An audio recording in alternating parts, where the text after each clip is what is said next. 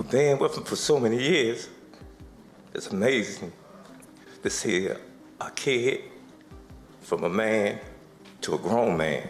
As they were going to announce this fight initially, DV allegations dropped. Tank was arrested and it was once again put in doubt. Before the fight was canceled on Monday after a civil lawsuit filed by ex-girlfriend Courtney Rozelle accused Davis of battery and aggravated battery. Calvin Ford breaks down in tears on Live after hearing about Gervonta Davis's arrest. He reflects on their long journey together from the streets to championship glory, saying he watched Tank grow into a man.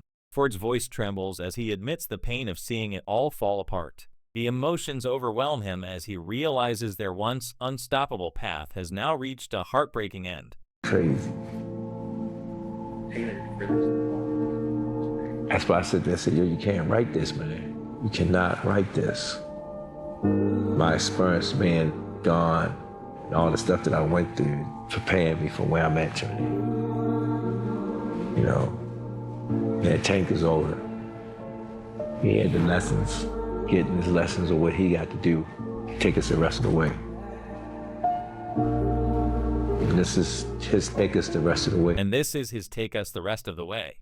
Fighting. Gervonta Davis has repeatedly been involved in controversies throughout his career. Earlier this year, he faced allegations from the mother of his children claiming mistreatment, though the case was later dropped. Soon after, another woman filed a separate lawsuit against him, adding to the public scrutiny and controversy surrounding the fighter. Even though the first case was dismissed, these consecutive legal issues have impacted his reputation and attracted widespread attention. Observers have highlighted that personal issues often extend beyond private life, especially for high-profile athletes like Gervonta Davis. Even exceptional success in the ring does not provide immunity from public scrutiny, criticism, or legal complications. Incidents involving legal or personal controversies can quickly dominate media attention, affecting reputation and career opportunities alike. Fans, analysts, and the boxing community frequently judge fighters not just on performance, but also on their personal conduct, making every action subject to examination. For Davis, this demonstrates that achievements alone cannot shield an athlete from the consequences of public and legal exposure, underscoring the challenges of maintaining both personal and professional integrity. Rematch never happened. The Paul camp still thought Tank is a big enough name regardless of his previous result to go ahead with this bout. But just as they were going to announce this fight initially, DV allegations dropped. Tank was arrested and it was once again put in doubt. Then the charges were dropped. A week later, they announced the event. So that kind of brings us to today. This event hasn't been smooth sailing so far, and was almost destined that there would end up being a few more bumps in the road before we actually saw the two facing off. And about as big of a bump as you could really get has now hit the promotion. A civil suit has been filed against Tank, in which his ex-girlfriend accuses him of aggravated battery, false imprisonment, kidnapping, and intentional infliction of emotional distress. While it was also reported by ESPN that a report has been filed additionally with the Miami Gardens Police Department last Tuesday. However, as I'm recording this, there's yet to be any criminal charges. Now, these alleged incidents happened last month, which was after the announcement of the fight. You would think if you're Tank on the verge of the biggest payday he's ever gotten, he would be doing anything to stay out of trouble, yet he continues to find himself in negative situations again and again. But in saying all of this, everything at the moment is very much alleged, and I'm not really here to talk about the validity of these claims. What I am here to talk about though is the impact this might have on the boxing event in a couple weeks time. Now, Tank vs Paul, love or hate the idea of it, was definitely one of the most viewed fights of the year. Although there are rumors of there being poor ticket sales, the at-home audience... Jones Jr. remarked that Gervonta Davis has faced difficulties for some time, and that the current lawsuit only adds to his burdens. He explained that the timing of these challenges coinciding with the planned fight against Jake Paul has created an unusually stressful period for the young champion. According to Jones, the boxing community was aware of Davis's past issues, making the situation unsurprising but still impactful. The cancellation of the fight, he added, has intensified Davis's personal struggles, leaving him to deal with both public scrutiny and disappointment from missing an important opportunity. Paul didn't work out. Just what were your thoughts on that whole thing? Man, I really don't want to even have much to say about that because everybody take it the bad way. But all I'm gonna say is this: Jake Paul knew what it was when he first signed the fight. This ain't the first time he had battery against a woman. You knew what it was when you first signed the fight. So don't get mad and cuss him out and talk bad about him now. You knew what it was when you signed up for it. Come on, bro. You know what I'm saying? Let's not do that. I don't talk bad about him either, but don't do the dude like that. No, the dude having a hard time in his life right now.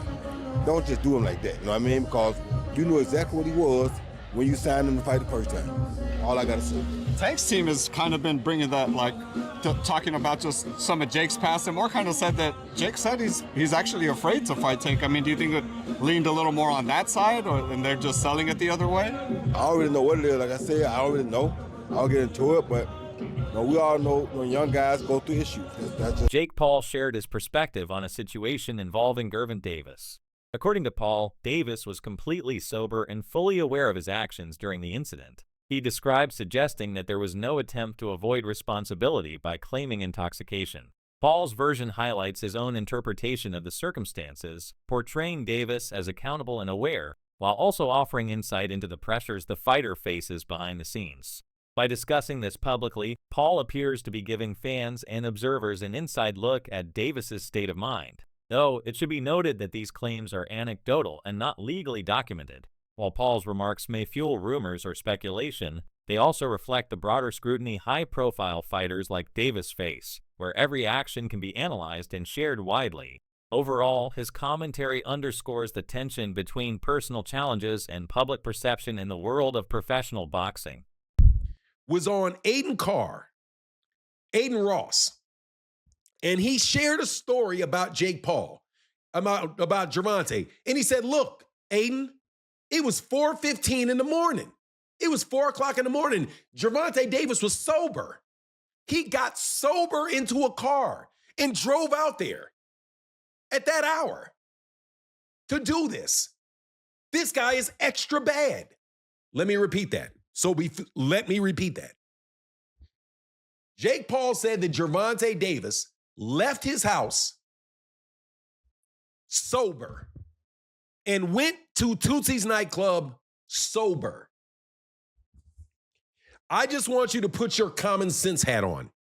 How in the world would he know that? Does Jake Paul talk to Gervonta Davis? Did Gervonta Davis tell Jake Paul, I was sober when I left the house?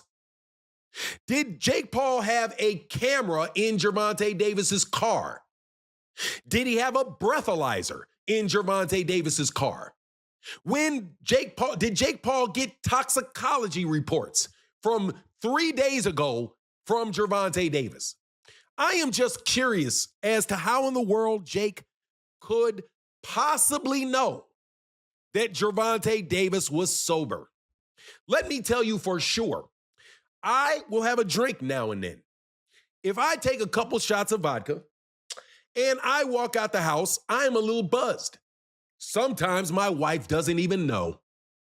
How do you know, Jake? The answer is you do not. You are just trying to add something to the story to make Gervonta look worse.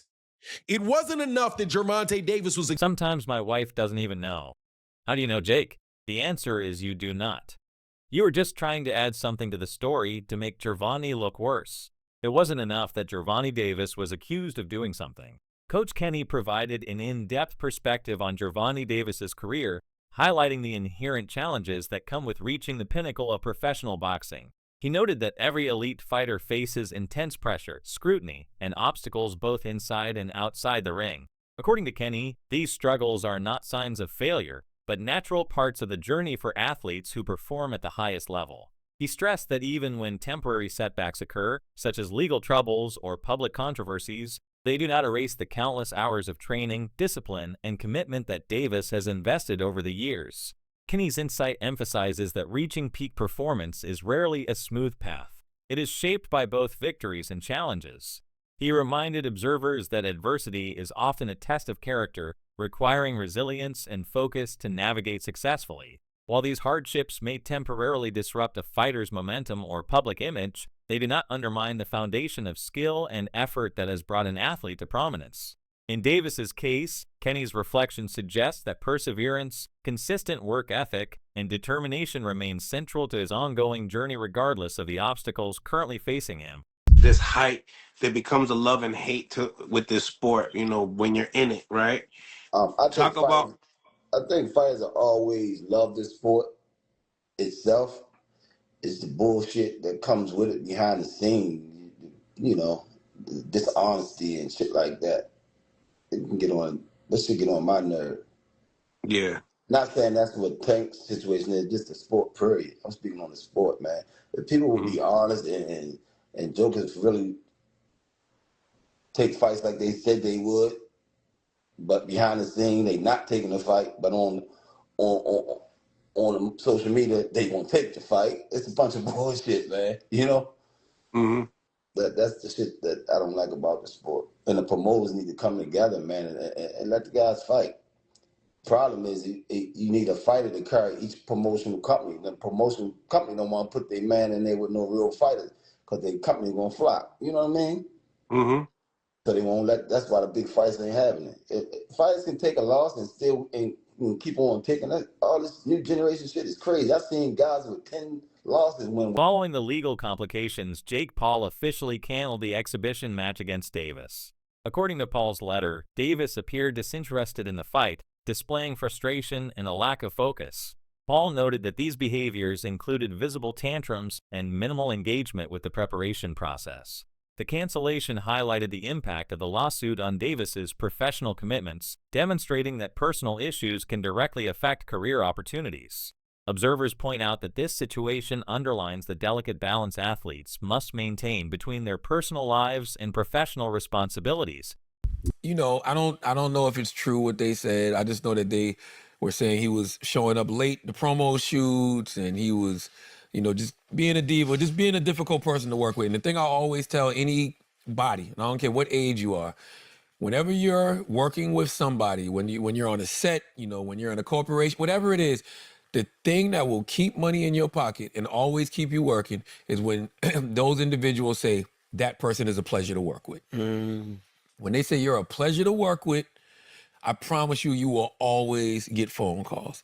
That's why I walk in the room. It's just my nature anyway, because, you know, just the way my anxiety's set up, I need to know who's who. So I speak to everybody. I look in everybody's eyes. I'm really observing to make sure I don't see anything bulging in any places where there might be pistols or anything else. But I'm saying hi to everyone. I speak to everybody in the room. I speak to everybody when I leave. I'm polite because I used to sell crack and work at Taco Bell, and I understand how much of a blessing it is to be in these positions. There's no way that I'm going to be, you know, getting tens of millions of dollars like Gervonta Davis is and be acting like a diva. And I'm not saying he was. I'm just saying if the rumors are true, you know what I mean? If the rumors are true, because that's what I was told. And, you know, I heard they were just looking for a reason to part ways. So, I mean, that's a good reason. I think he has a good point too. It's just like, you know, he built his platform a lot, or Jake, on female fighters. Absolutely. So maybe he should support Gervonta because he supports the beating of women. Yeah, but not by other genders. Also, I got it. And also, too, maybe Tank isn't used to Nobody has paid people more money to beat women than... Former boxer Paulie Malignaggi criticized Jake Paul's approach, arguing that the controversies surrounding Davis were well known in the boxing community. Malignaggi suggested that Paul acted as if these issues were suddenly revealed when in reality, Davis's past actions had been public knowledge for years. He referenced multiple instances in video evidence that documented questionable behavior, highlighting that fans and professionals alike were already aware. This criticism underscores the idea that Davis's reputation has been building over time and that anyone entering negotiations or collaborations with him should have anticipated potential complications. It's I don't know. It's like damn if you do, damn if you don't. He had already had this history. He's trying to be better. And this is something that had already happened in the past, right? I mean, this was already known when they signed. Yeah, he wasn't arrested. He did this prior to this being signed. So you already knew this happened. It was regurgitated as a civil suit, but it was already something that everybody knew had happened in the past. So it's not like something new happened after he signed the fight. So that's what I don't understand, and that's why I don't want to see that. You know, I don't want to see that the kids still lose out on it that way for that reason. Because I don't know, to me, it doesn't add up. You know, it already happened. You knew it happened, then you made the fight anyway. So now, based on something you already knew happened, now you're just saying, oh, no, because this happened, we're not going to do the fight. But you knew already in the first place. Yeah, the history was already there. Yeah. Right, yeah. And for this particular situation, by the way, mind you, the girl now is coming with a civil suit. Yes. She probably saw that he signed the Jake Paul fight and, you know, the Jake Paul exhibition. Now he's going to make more money. You know, let's sue him. You Momo, you should have let him get the payday first if that was what you were after, at least in the first place. Because, yeah, he's made money in the past, but he's not going to get that payday now. Obviously, the reason you set the civil, there's obviously a reason why the civil suit comes now of all times. His name's in the headlines for the Jake Paul fight. So this Momo thinks that the money's already in the bank. It's not in the bank until you do the show, and now the show's off. So if that's what you were after, you cut your own possible winnings and fractionalize them. Right, and when we're looking at now is, it looks like Netflix has moved on. They want a different opponent. The problem is, Paulie, and we have a list, of course, Boxing Scene today, Lance Pugmire doing a list of possible replacements.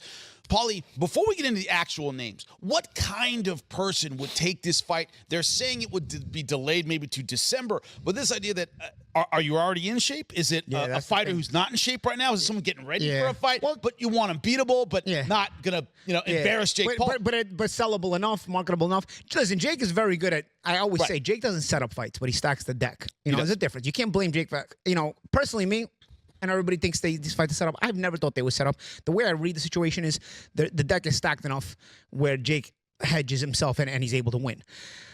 This is an exhibition, so you don't have to do that. I mean, granted, maybe the replacement becomes a real fight. I don't know. That's something to consider.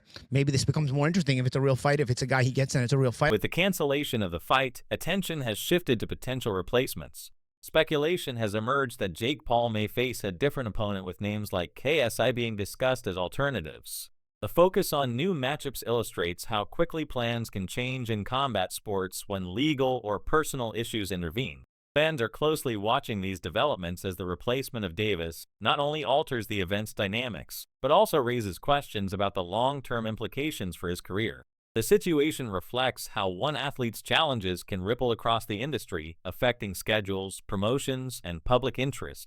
Gervonta Tank Davis on November 14th in an exhibition bout at the Kaseya Center in Miami before the fight was canceled on Monday after a civil lawsuit filed by ex-girlfriend Courtney Rozelle accused Davis of battery and aggravated battery, among other things. Had the fight happened, Davis would have been the 7th person on Paul's list of 12 desired opponents, a list that also included Conor McGregor, KSI, Canelo Alvarez, Kamaru Usman, and Paul's older brother Logan. I forgot that Usman was on the fucking list, dude. I forgot that he was like, yeah, let me get a piece of Kamaru Usman in boxing. Oh, okay. To date, he has fought Anisan Gibb, Robinson, Askren, Tyron Woodley twice, Nate Diaz, and Tommy Fury from the list. Paul has also had victories over former UFC fighters Anderson Silva, Mike Perry, and boxers like Andre August, Ryan Borland, Mike Tyson, and Julio Cesar Chavez Jr. With the Davis fight off, most of the names on the list crossed off, it's time for a new set of goals for Paul. So here's the new hit list. Oh God, I see number 1. One that Paul says will